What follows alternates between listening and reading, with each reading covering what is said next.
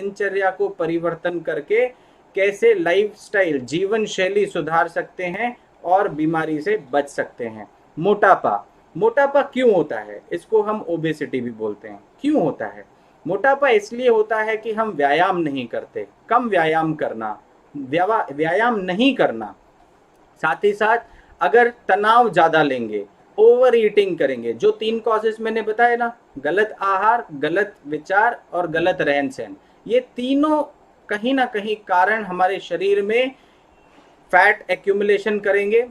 हमारे शरीर में जो ये फैट सेल्स हैं चर्बी बढ़ाते जाएंगे और ये चर्बी मसल्स के ऊपर ये लेयर जमा होती जाएगी और ये मोटापे में रिजल्ट करती है। अगर किसी इंसान का बीएमआई 25 से अधिक है तो वो मोटापे की श्रेणी में आता है। 25 है तो नॉर्मल है, 25 से नीचे अगर जाता है तो वो अंडरवेट की श्रेणी में आता है। तो बात करते हैं अगर मोटापे की, इसके कारण क्या है? अधिक आहार करना, अधिक आहार का सेवन करना, चिकनाई या घी या तेल वाली चीजें अधिक खाना, प्रोटीन का अधिक सेवन करना, अनाज अधिक खाना, साथ ही साथ जो गाल ग्रंथि, जो थायराइड ग्लैंड है, दवाइयों का अधिक प्रयोग करना या थायराइड ग्लैंड का फंक्शनिंग सही से नहीं करना, एवं सर्जरी भी इसका मुख्यतर कारण है मोटापे का। कि कभी भी शरीर में कोई सर्जरी हुई है तो फिर मोटापा बढ़ता रहेगा। जैसे डिलीवरी के टाइम पे सिजेरियन करते हैं और उसके बाद में जो वेट बढ़ जाता है वो बहुत मुश्किल से कम होता है, वो एक उदाहरण है। अशुभ विचारों से भी मोटापा होता है। मानसिक तनाव ज्यादा लेना, चिंता करना, गलत विचार रखना मन में, क्योंकि गलत विचार रखेंगे तो वो नकारात्मक सोच जो है हमारे शरीर में वैसे हार्मोन्स रिलीज करेगी। कॉर्टिसोल हार्मोन रिलीज होगा, adrenaline, non adrenaline hormone release होगा, जो कि ब्लड के स्तर में रक्त भार तेज कर देता है। एकदम से हाइपरटेंशन, उच्च रक्तचाप हो जाएगा, एकदम से हार्ट बीट बढ़ जाएगी, पसीना होना चालू हो जाएगा। ये सब जो है तनाव की स्थिति में परेशानियां होती हैं। अब इसके लक्षण क्या हैं? इनके लक्षण हैं वजन बढ़ना, कब्ज होना, थकान होना। मोटापे में क्या होगा? वजन बढ़ता जाएगा, कब्ज होगा, थकान होगी, खट्टी डकारें आएंगी, साथ ही साथ खर्राटे मारना, श्वास नली जो है वो सिकुड़ जाती है। उसके बाद में श्वास का फूलना, पसीना आना, आवश्यकता से कम या ज़्यादा सोना और थोड़ा सा चलने पर सांस फूल जाना, ये सब जो है इस बीमारी के लक्षण हैं। सबसे बड़ा लक्षण है आलस्य का। एकदम से आलस्य आना, ये मोटापे के लक्षण हैं। अब इनके अचूक उपाय क्या हैं? क्या कर सकते हैं घर में इनसे बचने के लिए? इनसे अगर हमको बचना है तो क्या करेंगे घर पे? पेट पर ठंडा गरम सेक करना है। जब पेट पर ठंडा गरम सेक करेंगे तो जो पेनक्रियाज हैं और जो पेट की चर्बी है वो कम होगी। ज़्यादा रक्त जो है वो एब्डोमिनल ऑर्गन्स के, पेट के ऑर्गन्स पे आएगा तो मेटाबॉलिज्म अच्छा होगा। मेटाबॉलिज्म अच्छा होगा तो वजन कम होगा।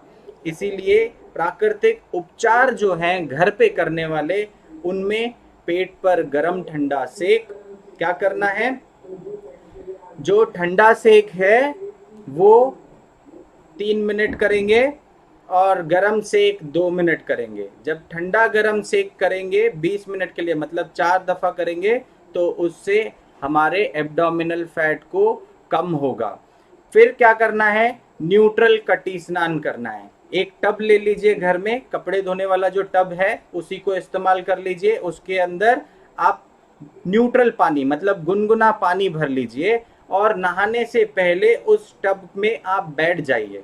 15 मिनट आप अगर बैठते हैं तो वो ब्लड सर्कुलेशन एब्डोमिनल ऑर्गन में बढ़ाएगा और आपकी चर्बी कम करने में मदद करेगा। फिर क्या करना है? मिट्टी पट्टी घर पे कर सकते हैं। मिट्टी नहीं मिलती है अगर आपको तो मुल्तानी मिट्टी का लेप लगा सकते हैं पेट पे। अगर वो भी नहीं अवेलेबल है तो एक नैपकिन ले लें और उसको ठंडे पानी में भिगो दें।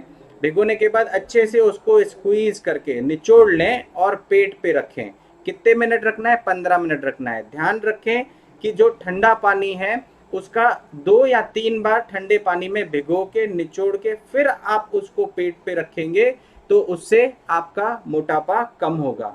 हफ्ते में 1 दिन या ऑल्टरनेट डेज आपको एक मसाज का नियम और एनीमा, पेट साफ नहीं होता है, कब्ज है अगर, तो आपको एनीमा लेना होगा। और नीम के पानी का अगर आप एनीमा लेंगे तो विजातीय पदार्थ, विजातीय द्रव आपके शरीर से बाहर निकलेंगे, आपकी इंटेस्टाइन क्लीन होगी। जब डाइजेशन अच्छा होगा, पाचन अच्छा होगा, मेटाबॉलिज्म अच्छा होगा, तो आपका वजन कम होना चालू हो जाएगा। ये तो हो गया उपचार, प्राकृतिक उपचार जो घर पे कर सकते हैं।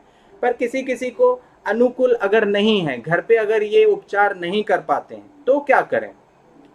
तो करने के लिए आपके पास बहुत कुछ है। जैसे आप प्राकृतिक उपचार में बहुत आसान चीज जो आप घर पे कर सकते हैं, अरंडी का तेल ले लें। अरंडी का तेल पहले आप अपने एब्डोमेन पे लगा लें, उसके बाद में गर्म पानी की थैली से उस पर सिकाई करें। खास करके ये उनके लिए है जिनको सेंट्रल ओबेसिटी है, पेट पे ज़्यादा चर्बी जमा है, वो लोग इस ऑयल कंप्रेस का इस्तेमाल कर सकते हैं। घर पे आप मोटापा कम करने के लिए परिश्रम और व्यायाम का नियम अपनाएं। जब व्यायाम करेंगे, मेहनत करेंगे, तो आपके शरीर की जो कैलोरीज हैं, जो फैट सेल्स हैं, वो बर्न होंगे, चर्बी कम होगी, तो स्फूर्ति आएगी। स्फूर्ति आएगी तो पूरे शरीर में ब्लड सर्कुलेशन अच्छा होगा और वो पूरे शरीर में न्यूट्रिशन अच्छा पहुंचाएगा। जब उनका पौष्टिक आहार हर एक कोशिका को पहुंचेगा, कोशिका की सेल जो उसकी जो हेल्थ है वो अच्छी रहेगी। जब उसकी सेल की हेल्थ अच्छी रहेगी तो पूरे ऑर्गन सिस्टम की हेल्थ भी अच्छी रहेगी। प्राकृतिक औषधि क्या लेनी है? प्राकृतिक औषधि लेंगे, गुनगुने पानी में नींबू डाल के, अदरक थोड़ा सा कूट के और शहद, इसका मिश्रण बना के, अदरक नींबू शहद, ये सुबह को आप ले सकते हैं, दिन में ले सकते हैं और शाम को ले सकते हैं। 3 बार अगर आप ये लेते हैं तो आपके शरीर से चर्बी कम होगी। प्राकृतिक आहार क्या लेंगे? आहार में विशेष रूप से आपको ध्यान देना होगा, कम खाओ, गम खाओ, डॉक्टर के पास कभी ना जाओ। अगर ओबेसिटी है तो कम खाओ, थोड़ा सा गम खाओ, परिश्रम करो और डॉक्टर के पास कभी नहीं जाओ, वजन भी आपका कम होगा। प्राकृतिक चिकित्सक की खूबी ही ये है कि वो आपका डाइट चेंज करके, आहार में परिवर्तन करके आपको स्वस्थ रखता है और आप स्वस्थ रहेंगे, हमेशा रहेंगे।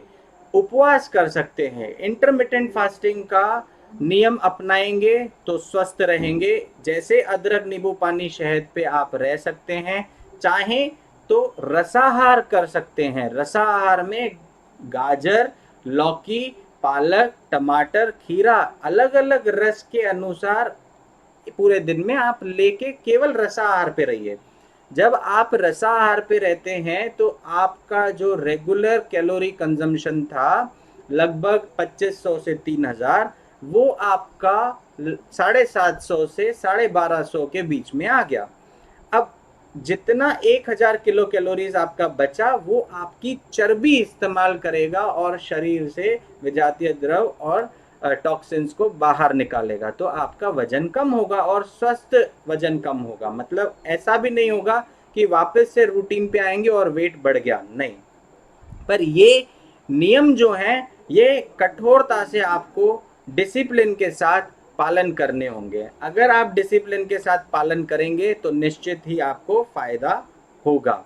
अब क्या करना है? सब्जियां लेनी है और ताज़े फल, उसका उपयोग करना है। जब ताज़े फल लेंगे, सब्जियां लेंगे, तो ये आपको फाइबर कंटेंट बॉडी में जब ज़्यादा देगा तो आपको एनर्जी तो मिलेगी, पर फाइबर जो है वो बॉडी से क्लिनजिंग का काम करता है, क्लीननेस का काम करता है, तो ये टॉक्सिन्स को बॉडी से एलिमिनेट करेगा। अब क्या करेंगे? सेब फल लेना है, आंवला लेना है, अनानास लेना है, विटामिन सी वाले भरपूर मात्रा में जो फल हैं, सब्जियां हैं, वो आपको लेना है। जब आप विटामिन सी रिच फल लेते हैं तो विटामिन सी एंटीऑक्सीडेंट है, वो आपके शरीर से चर्बी को कम करेगी, चर्बी को तोड़ती जाएगी और एनर्जी का यूटिलाइजेशन कर लेगी। फटे दूध का पानी बहुत उपयोगी है क्योंकि ये लिवर को स्टिमुलेट करेगा। जब आपके लिवर का स्टिमुलेशन होगा, जब लिवर में मेटाबॉलिज्म स्टिमुलेट होगा, एक बार मेटाबॉलिज्म इन्हांस हुआ तो आपका वजन अपने आप कम होगा। इसीलिए जो लिवर की दवाई है फटे दूध का पानी, वो देना बहुत जरूरी है।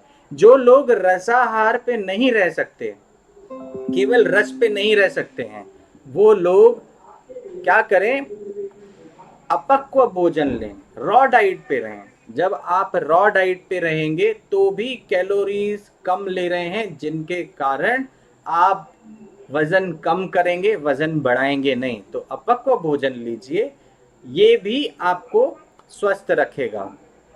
त्याग करने वाली चीजें, जो आपको त्याग करना है, किन चीजों का त्याग करना है? आपको आलू का त्याग करना है, अरबी का त्याग करना है, शकरकंद का त्याग करना है, प्रोटीन वाली वस्तुओं का त्याग करना है, अनाज का त्याग करना है, दालें नहीं खानी है क्योंकि दालों से यूरिक एसिड भी बढ़ेगा। मोटापे के बाद जीवन शैली के संबंधित जो बीमारी आएगी वो घुटनों की परेशानी आएगी, तो उसके बारे में भी मैं आपको बताऊंगा। इसीलिए विशेष रूप से आप ध्यान रखें, ये चीज़ें नहीं लेनी हैं। उसके बाद में घी तेल चिकनाई वाली चीज़ें नहीं लेनी है। अंडा, मांसाहार, चाय, नशीली वस्तुएं, इनसे दूरी बनाइए और अपने आप को मोटापे से बचाइए।